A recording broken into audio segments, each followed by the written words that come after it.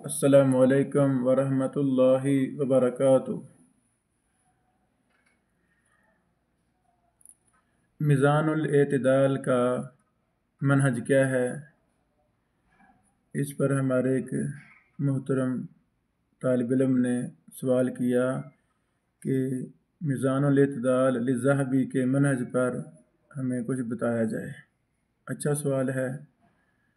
تو ہماری عادت ہوتی ہے کہ ہمارے دورہ جات سے جو طلبہ و طالبات فائدہ لے رہے ہیں، جو بھی ان میں سے یا کوئی بھی اینی پرسن ہم سے اہم سوال کرتا ہے تو ہماری کوشش ہوتی ہے اس جواب کو ہم محفوظ کریں تاکہ صدقہ جاریہ بن جائے، دنیا اس سے فائدہ لیتی رہے۔ تو سوال کرنے چاہیے، سوال سے گھبرانا نہیں چاہیے۔ تو ہماری عادت ہے جب بھی ہم سے کوئی سوال کرتا ہے، سوال اہم ہو تو وہ ہم ایک لیکچر کی شکل میں اس کو ہائی لائٹ کر دیتے ہیں۔ یہ بڑا اچھا سوال ہے، میزان الاعتدال للذہبی کا منہج کیا ہے؟ پہلی بات، جس بھی کتاب کا منہج معلوم کرنا ہو، اس امام کی اسی کتاب کا جو مقدمہ مصنف نے خود لکھا ہے اس کو پڑھ لیا جائے، بات واضح ہو جاتی ہے۔ دوسری بات، الحمدللہ اب اکثر کتب تحقیق کے ساتھ شائع ہو رہی ہیں، تو جو بھی کتاب ہمیں مطلوب ہو، اس کا منہج مطلوب ہو، تو محقق کا مقدمہ وہ پڑھ لیا جائے، اس میں ساری چیزیں ہمیں مل جاتی ہیں۔ محقق جو بھی ہو وہ مقدمہ میں تفصیل لکھ دیتے ہیں کہ اس کتاب کا منہج کیا ہے۔ تیسری بات، الحمدللہ بہت زیادہ کام ہو رہے ہیں، ہو چکے ہیں، اب ان کاموں کو عام کرنے کی ضرورت ہے، ایک ایک چیز پر دراست کرنے کی ضرورت ہے۔ سابقہ سالوں میں امام ذہبی رحمہ اللہ پر بھی ہم نے کئی لیکچر دیے، ان کی کتابوں پر بھی کئی لیکچر دیے الحمدللہ۔ تو اس میں مشترکہ کتابیں امام ذہبی کی ضعفاء پر جو کتابیں ہیں، ضعیف راویوں پر، ایک نہیں ہے، کئی ہیں۔ تو بہرحال مختصر عرض یہ ہے کہ امام ذہبی رحمہ اللہ نے لکھا ہے مقدمہ میزان الاعتدال میں کہ یہ میں نے کتاب مغنی کے بعد لکھی ہے۔ المغنی فی الضعفاء، یہ بھی امام ذہبی کی کتاب ہے، مختصر ہر راوی کا ترجمہ ہے، ایک سطر میں، دو سطر میں، بالکل مختصر۔ فرماتے ہیں کہ المغنی لکھنے کے بعد میں نے میزان لکھی ہے، اس میں وضاحت کی ہے کہ اس میں کئی ایک زائد روات ہیں مغنی سے، جو مغنی میں راوی ہیں ان سے میں نے کافی زیادہ چیزیں اس میں جمع کر دی ہیں، زوائد جمع کر دیے ہیں، اور میں نے کافی اضافے بھی کیے ہیں۔ اور یہ اضافے کہاں سے کیے ہیں؟ من الکتاب الحافل، یہ الحافل کتاب سے جو الکامل لابن عدی پر ہے، پر ذیل ہے۔ اب حافل سے مراد کیا ہے؟ نیچے حاشیے میں لکھا ہوا ہے الحافل للشیخ ابی العباس احمد بن محمد بن البنانی الاشبیلی المعروف بابن رومیہ المتوفى 627 ہجری، یعنی علامہ ابن رومیہ رحمہ اللہ نے الکامل لابن عدی کا ذیل لکھا تھا، جو چیزیں ان سے رہ گئیں ان پر دراسہ کیا تھا، ضعیف راویوں میں، متروک راویوں میں، وغیرہ وغیرہ۔ تو امام ذہبی صاحب لکھتے ہیں کہ میں نے اس کتاب سے بڑا کچھ جمع کیا ہے، زوائد میں نے وہاں سے لکھے ہیں۔ پھر فرماتے ہیں کہ ائمہ محدثین نے جرح و تعدیل پر بڑی کتابیں لکھیں، امام یحییٰ بن سعید القطان، ان کے بعد ان کے شاگرد امام یحییٰ بن معین رحمہ اللہ، پھر علی بن مدینی، امام احمد بن حنبل، امام عمر بن ابی فلاس، اور ابو خیثمہ کا نام ذکر کیا کہ یحییٰ بن سعید القطان کے شاگردوں نے جرح و تعدیل پر بڑا کام کیا، شاکی کو نہیں۔ پھر آگے ان محدثین کے شاگردوں نے کام کیا، جیسے امام ابو زرع، امام ابو حاتم، امام بخاری، امام مسلم، امام ابو اسحاق الجوزجانی السعدی اور بہت زیادہ لوگوں نے ان کے بعد کام کیا، یعنی ان محدثین کے شاگردوں نے آگے پھر جرح و تعدیل پر کام کیا، جیسے امام نسائی ہیں، امام ابن خزیمہ ہیں، امام ترمذی ہیں، دولابی وکیلی ہیں۔ اللہ اکبر، یعنی درجہ بدرجہ امام یحییٰ بن سعید القطان نے کام کیا جرح و تعدیل پر، پھر ان کے شاگردوں نے، پھر ان کے شاگردوں کے شاگردوں نے، اللہ اکبر، امام وکیلی تک کا ذکر کیا۔ پھر فرمایا امام ذہبی نے کہ امام وکیلی کی تو مستقل کتاب ہے، لہو مصنف مفید فی معرفت الضعفاء، بڑی زبردست کتاب ہے معرفت الضعفاء میں للوکیلی۔ پھر لکھا ابو حاتم بن حبان کی بہت بڑی کتاب ہے میرے پاس، اس میں یہ المجروحین لابن حبان کی طرف اشارہ ہے۔ پھر فرماتے ہیں کہ اسی طرح امام احمد بن عدی کی ایک بڑی ایک کتاب ہے، کامل کتاب ہے، الکامل فی الضعفاء مراد لابن عدی، فرماتے ہیں یہ سب سے مکمل کتاب ہے اور سب سے بڑی کتاب ہے اس مسئلہ میں، یعنی ضعیف اور متروک اور کذاب راویوں میں۔ اسی طرح ابو الفتح الازدی کی کتاب ہے، ابو محمد بن ابی حاتم کی کتاب جرح و تعدیل میں الجرح و تعدیل لابن ابی حاتم، ضعفاء دارقطنی ہے، ضعفاء حاکم ہے وغیرہ۔ اللہ اکبر۔ پھر لکھتے ہیں کہ ابن طاہر المقدسی نے، مقدسی ابن طاہر نے الکامل لابن عدی پر ضیاء لکھا ہے، لم ارہ، وہ میں نے دیکھا۔ پھر فرماتے ہیں کہ امام ابن الجوزی نے ایک بڑی کتاب لکھی اسی میں ضعیف اور جھوٹے راویوں پر، کنت اختصرت اولا، پہلے میں نے اس کا اختصار کیا، امام ذہبی فرما رہے ہیں، پھر میں نے اس پر ضیاء لکھا، یعنی امام ابن الجوزی نے ایک بڑی کتاب لکھی، اس کا میں نے اختصار کیا، پھر اپنے اختصار پر میں نے ضیاء لکھا۔ اللہ اکبر۔ یہ ساری باتیں ذکر کرنے کے بعد جرح و تعدیل میں وہ کتابیں جن سے امام ذہبی نے فائدہ لیا، جن سے جرح و تعدیل کے اقوال کو مرتب کیا، وہ سارے ائمہ محدثین کے نام ذکر کرنے کے بعد آخر میں فرماتے ہیں کہ میں نے استخارہ کیا اس کتاب کے عمل میں، تو ہمیں ہر کام میں استخارہ کرنا چاہیے، ہر کام میں استخارہ کرنا چاہیے۔ روزانہ ماشاءاللہ ہمارے نئے سے نئے کام، بیٹی کے مسئلے، بیٹوں کے مسئلے، ہزاروں مسائل ہمیں چمٹے ہوئے ہیں، تو ہمیں تو روزانہ استخارے کرنے چاہیے، جب بھی ضرورت پیش آئے فوراً استخارہ کیا جائے۔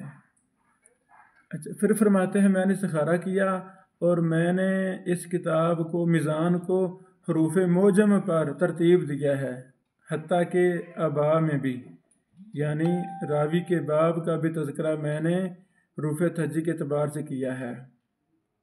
مثلا سفیان بن سعید ثوری، اب سفیان حرف لفظ کا پہلا حرف سین، یہ سین میں آئے گا، سین فا میں، یہ تو اہتمام کرنا ہی کرنا تھا حروف تہجی کے اعتبار سے، سین فا۔ اب سفیان بن سعید، تو سعید باب کا نام ہے، تو جب کئی سفیان ہیں، کئی سفیانوں میں سے حروف تہجی کا اعتبار پہلے نام کا بھی کیا ہے اور باب کے نام کا بھی کیا ہے، ماشاءاللہ، تاکہ راوی تلاش کرنا آسان ہو جائے۔ اب سفیان بن سعید ہو جائے، اب سفیان بن سعید، باب کا نام سین عین میں، جب وہ نام سین کے بعد صاد ضاد طا عین، سین عین آئے گا تو وہاں ہی ہمیں ملے گا، ماشاءاللہ۔ پھر فرماتے ہیں کہ میں نے ہر نام پر کوئی رمز لکھ دیا ہے، رمز اشارہ کر دیا ہے۔ اگر کوئی راوی بخاری، مسلم، ابو داؤد، نسائی، ترمذی اور ابن ماجہ کا ہو تو ان کے رمز کا میں نے اہتمام کیا ہے الگ الگ، لیکن اگر کوئی راوی ایسا ہے کہ ان تمام کتب ستہ کا ہی راوی ہے تو وہاں پر میں نے عین لکھ دیا ہے، عین سے مراد جماعہ۔ پھر فرماتے ہیں اگر سنن اربع کا راوی ہو تو میں نے وہاں عین وا کٹھا عین وا یہ لکھ دیا ہے۔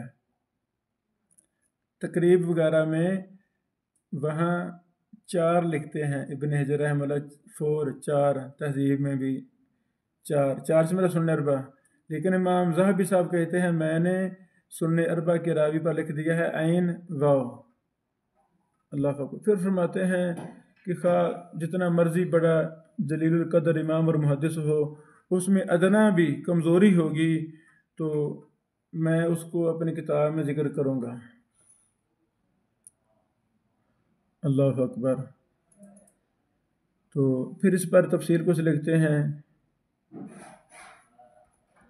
کہ اگر ان مذکورہ کتابوں میں صحابی کا نام آ جائے تو میں صحابی کا ذکر نہیں کروں گا جلالت شان کی وجہ سے۔ اب کتب ضعفاء میں صحابی کا نام کیوں آیا ہے، اس کی وجہ بھی لکھتے ہیں فَإِنَّ ضَعْفَ إِنَّمَا جَاءَ مِنْ جِهَةِ الرُّوَاةِ إِلَيْهِمْ، کہ اس صحابی سے جو مروی حدیث ہے اس کی سند میں کوئی راوی ضعیف ہے، اس کو لانے کے لیے صحابی کا ذکر کر دیا ہے کہ اس صحابی سے مروی جو حدیث ہے اس کا راوی فلاں ضعیف ہے۔ ایسے ضعفاء میں للبخاری میں بھی ایسے کوئی صحابہ کا بھی ذکر ہے، تو صحابہ کیوں لائے ہیں کہ صحابی سے جو حدیث مروی ہے اس کی سند میں ضعیف راوی ہے، اس کی طرف اشارہ کرنے کے لیے۔ پھر امام ذہبی رحمہ اللہ یہ بھی فرماتے ہیں کہ وہ ائمہ جو متبوعین میں سے ہیں فروع کے اندر، تو ان پر کوئی اگر مجھے ذرا ملی ہے تو وہ میں نے ذکر نہیں کیا۔ پھر نام لیے جیسے ابو حنیفہ، شافعی، بخاری، اس طرح نام لیے۔ اللہ اکبر۔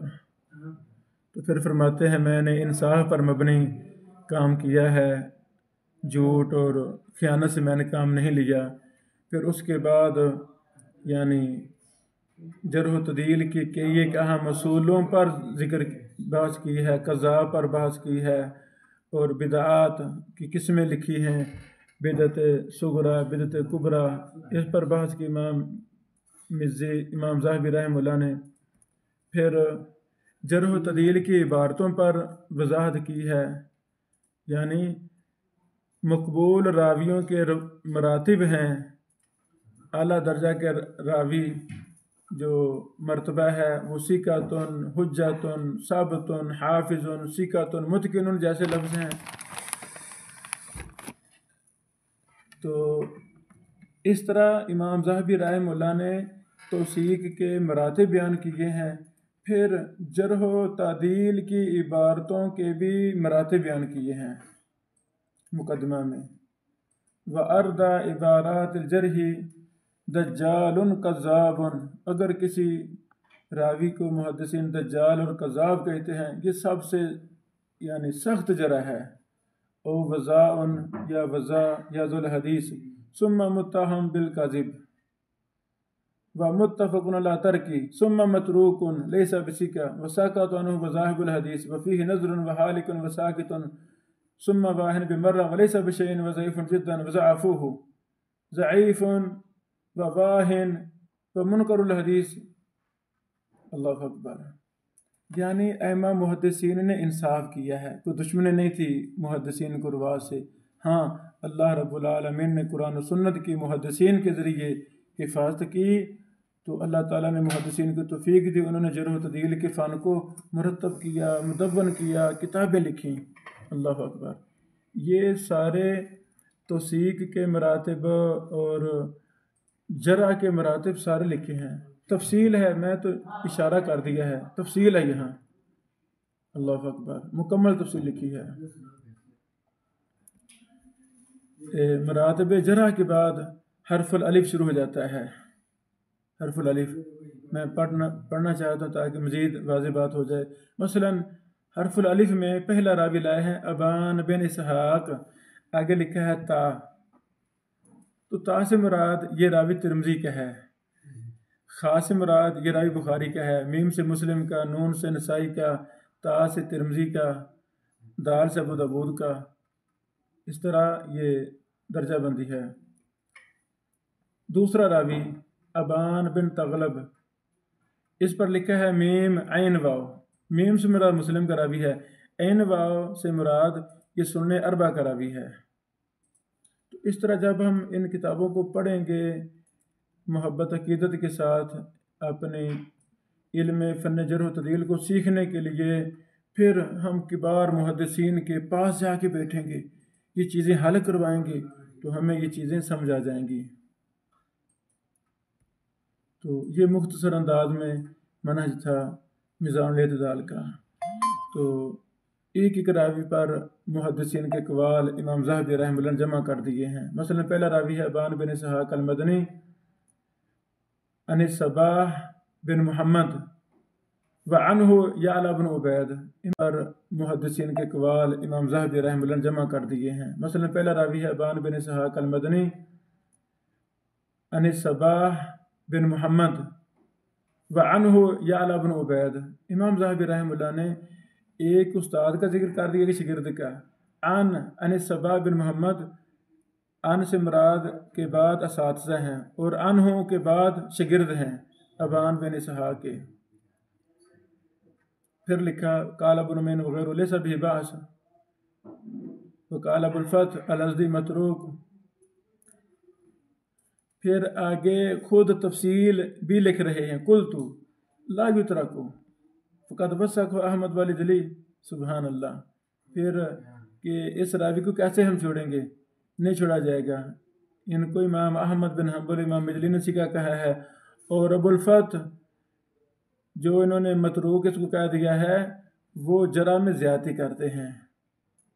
اللہ اکبر اللہ اکبر. یعنی آگے تفصیل لکھی ہے، اس کتاب پر بات شروع کر دی ہے.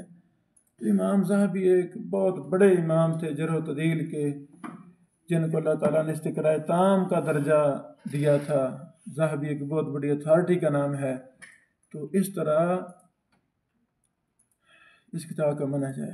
کوئی نوجوان اٹھے اور امام ذہبی کی کتابوں سے، تمام کتابوں سے جو جرح و تعدیل کے اقوال ہیں، وہ ایک بہت بڑا موسوعہ ہے، اس کو اکٹھا کرے.